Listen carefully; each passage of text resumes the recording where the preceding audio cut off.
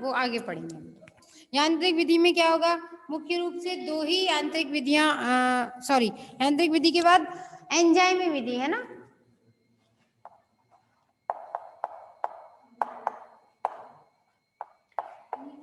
एंजाइमी विधि सबसे ज्यादा प्रयोग की जाती है और दो एंजाइम यूज किए जाते हैं मुख्य रूप से, सेल्यूलेज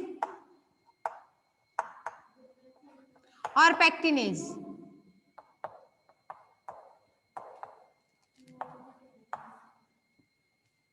ठीक है, और ये विधि सबसे ज्यादा उपयोगी इसलिए मानी जाती है, इससे बहुत ज्यादा संख्या में प्रोटोप्लास्ट प्राप्त हो जाते हैं। दूसरी चीज, कोशिकाओं की बहुत ज्यादा क्षति नहीं होती है या बिल्कुल भी नहीं होगी, है ना। जैसे उसमें तो क्या है, कोशिकाओं का डैमेज होने का खतरा रहता है, काटना पड़ रहा है बार बार, है ना। यहाँ क्या है, खुद ही गलेगा। और सीधी सी बात है, सेल्यूलेज एंजाइम है तो उसको पता है कि वो सेल्यूलोज को ही पचा सकता है और किसी को तो पचा नहीं सकता। तो जो भाग हमें डाइजेस्ट करवाना है वही एंजाइम तो हम डालेंगे, तो काटना पीटना है नहीं है, तो कोशिकाओं की क्षति होने का खतरा नहीं रहता। दूसरी चीज, वो जो विधि है यांत्रिक विधि, वो केवल पत्तियों में ही ज्यादा सक्सेसफुल है। इसके लिए हम कोई सा भी स्रोत ले सकते हैं, ठीक है ना, आप जितने भी पढ़े हैं आपने।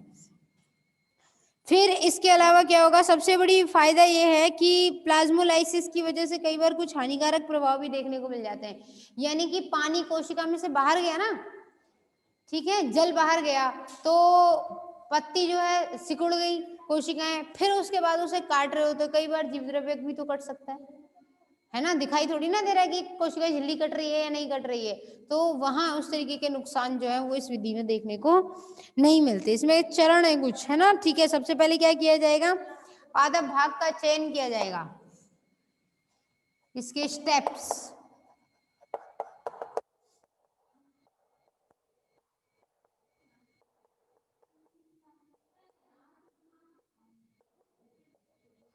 सबसे पहले पादप भाग का चयन किया जाएगा, फिर उसका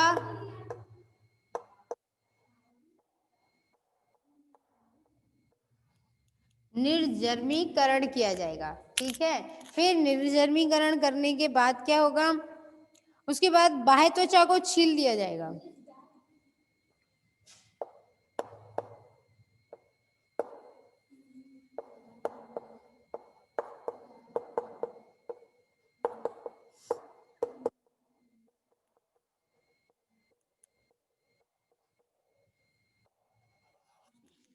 और उसके बाद तीसरा क्या हो जाएगा, एंजाइमी उपचार किया जाएगा।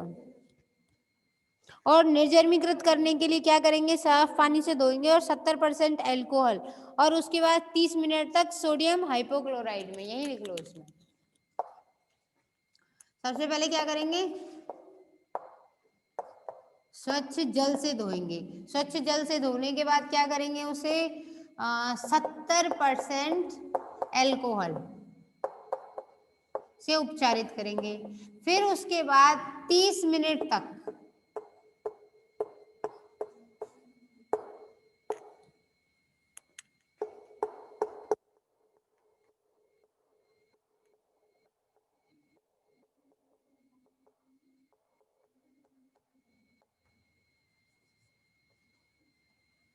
सोडियम हाइपोक्लोराइट के 2% विलियन में रखते हैं।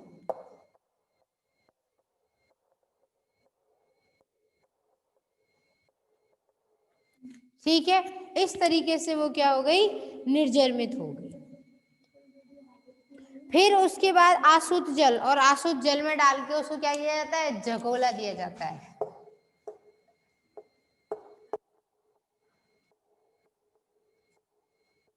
आसुत जल में रख के हिलाते हैं उसको, है ना। ये झकोला वकोला वर्ड सही नहीं लगते है ना थोड़ा, ठीक है, तो उसको धीरे धीरे हिलाएंगे, उसको साफ करते हैं।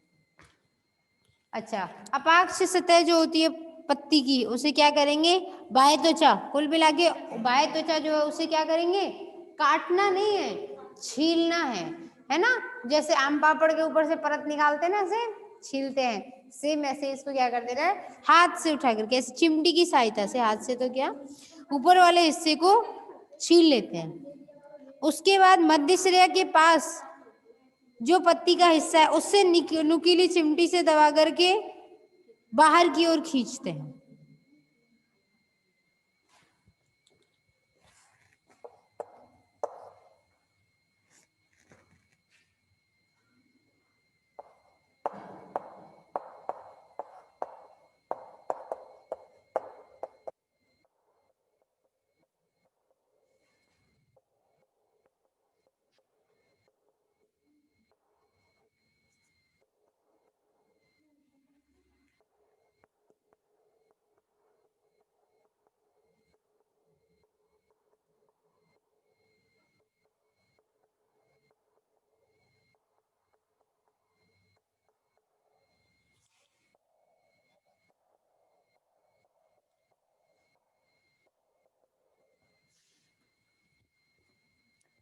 ठीक है। जब उस भाग को खींच लेंगे फिर उसके बाद क्या होगा, धीरे धीरे पत्ती की जो भी संरचना आई उसे कहाँ रख देंगे, पेट्री डिश के अंदर रख देंगे। और पेट्री डिश में रखने के बाद फिर क्या होगा,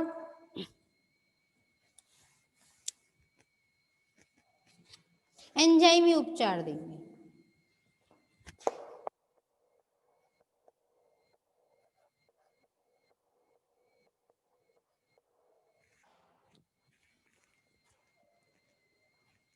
और एंजाइमी उपचार देने की फिर दो विधियां होती हैं, ठीक है ना।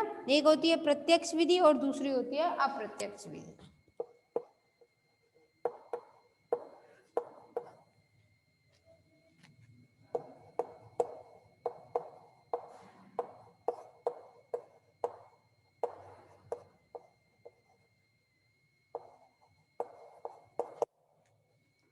प्रत्यक्ष विधि और अप्रत्यक्ष विधि, ठीक है। उसके बाद आखिर में क्या करेंगे, जो प्रोटोप्लास्ट अलग हो गया उसे साफ कर देंगे। ये अभी डिटेल में लिखवाऊंगी।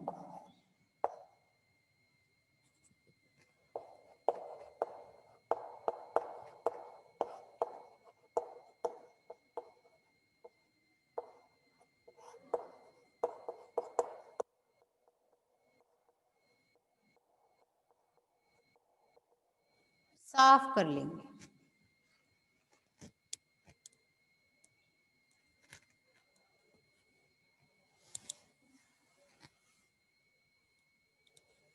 अच्छा, इसकी कुछ एक तैयारी और होती है कि जिस पौधे की पत्ती हमें लेनी है ना, उसको 3-4 दिन पहले ही पानी देना बंद कर देते हैं।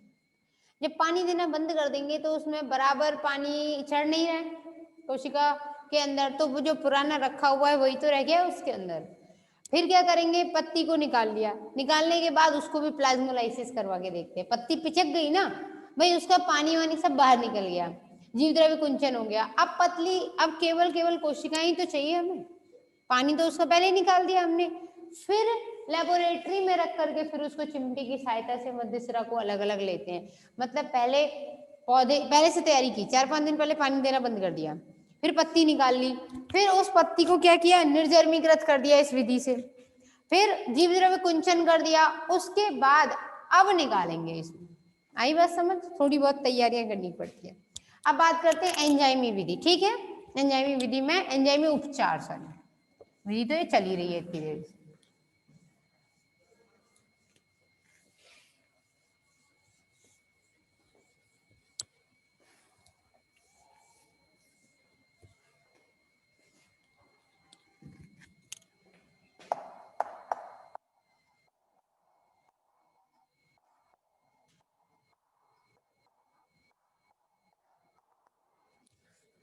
एंजाइमी उपचार में क्या क्या चीजें आएंगी, देखो कौन कौन सा एंजाइम चाहिए।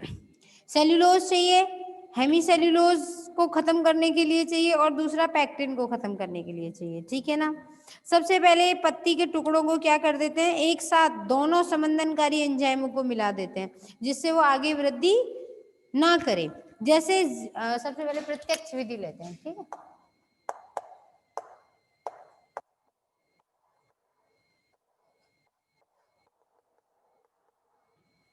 प्रत्यक्ष विधि में क्या करेंगे, 0.5% पैक्टिनेज,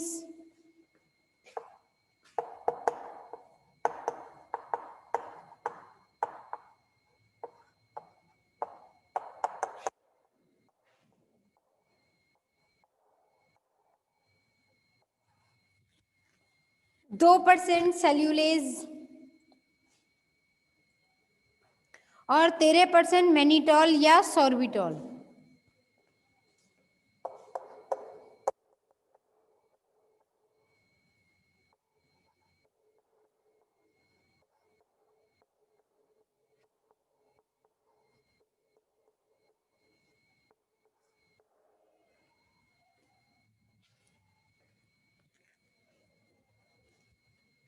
मैनिटॉल या सॉर्बिटॉल मिला देंगे, ठीक है। उसका एक मिश्रण तैयार रखेंगे, फिर उसके बाद उसे 5.4 pH पर रखेंगे। कोशिका भित्ति सॉर्बिटॉल की वजह से अपने आप से खत्म हो जाती है, ठीक है ना। पत्ती के टुकड़ों को डालेंगे, 25 डिग्री सेल्सियस पर 15 घंटे के लिए रखेंगे सॉर्बिटॉल।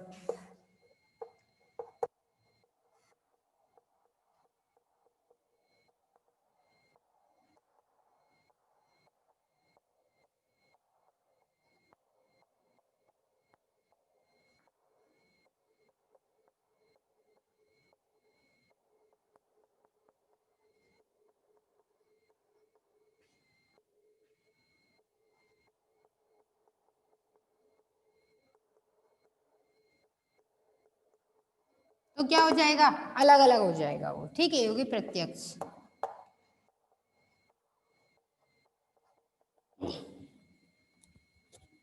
अप्रत्यक्ष विधि में भी थोड़ा सा ही अंतर है, इसमें क्या होगा 0.5% पैक्टिनेज को कुछ और भी पदार्थ होते हैं उनके साथ रखते हैं, पोटेशियम डेक्सट्रिन सल्फेट।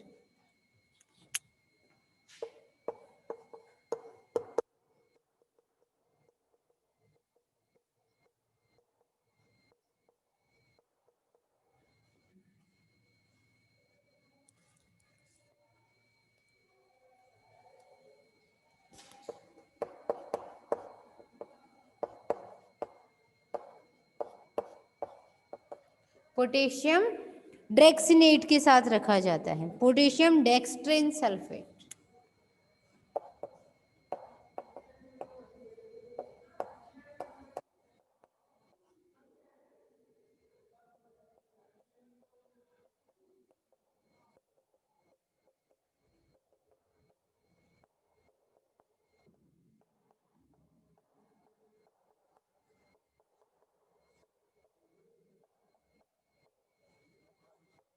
फिर उसके बाद 13% मैनिटॉल लेंगे और उसके बाद इस मिश्रण में लगभग 15 मिनट तक उनको इंक्यूबेट करते हैं, मतलब थोड़ा सा गर्मी देते हैं, गर्म काय में, ओवन में।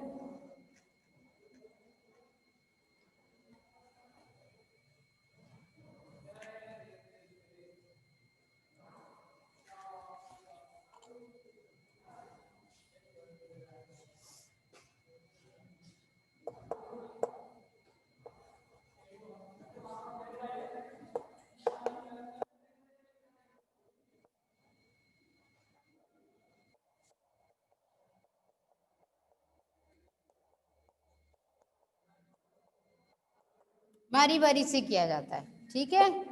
और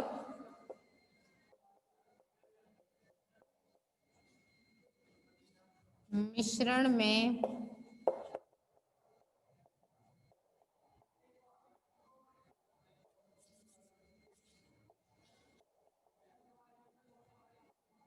पत्ती के टुकड़े रखकर 15 मिनट के लिए इंक्यूबेट करते हैं।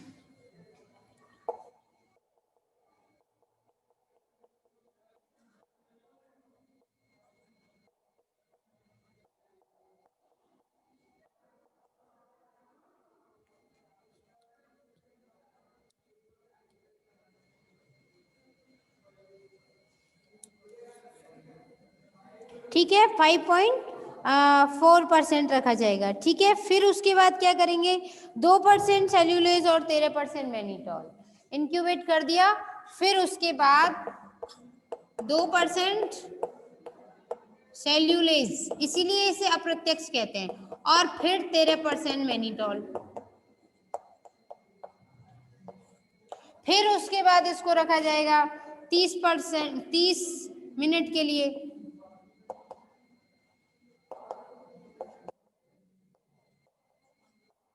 5.4 pH रखी, ठीक है। और इस बार 30 डिग्री सेल्सियस की,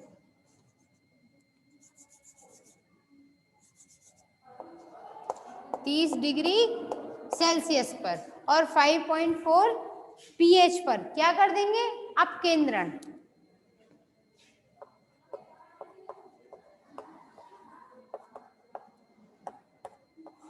शीन में घुमा देंगे, ठीक है।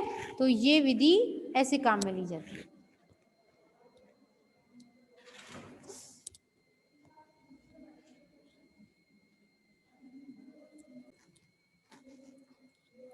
ठीक है, ये हो गई प्रत्यक्ष अप्रत्यक्ष विधि, ठीक। उसके बाद आइसोलेशन के लिए क्या करेंगे, एक पैराफिल्म के अंदर बंद कर देते हैं। प्रोटोप्लास्ट तो निकल गया, प्रोटोप्लास्ट को 4 से 12 घंटे के लिए रख देते हैं एक पैराफिल्म में बंद करके, ठीक है। इससे बहुत सारे प्रोटोप्लास्ट प्राप्त हो जाते हैं।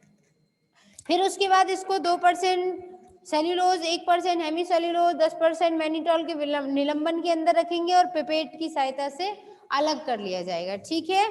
यानी कि 4 से 12 घंटे के लिए क्या रखेंगे पैराफिल्म के अंदर, तो फिर उसके क्लोन बन जाएंगे, फिर उपचारित करेंगे और फिर उसके बाद पिपेट से उठा उठा करके एक एक को अलग रख देंगे। इस तरीके से अलग हो गया, ठीक है ना।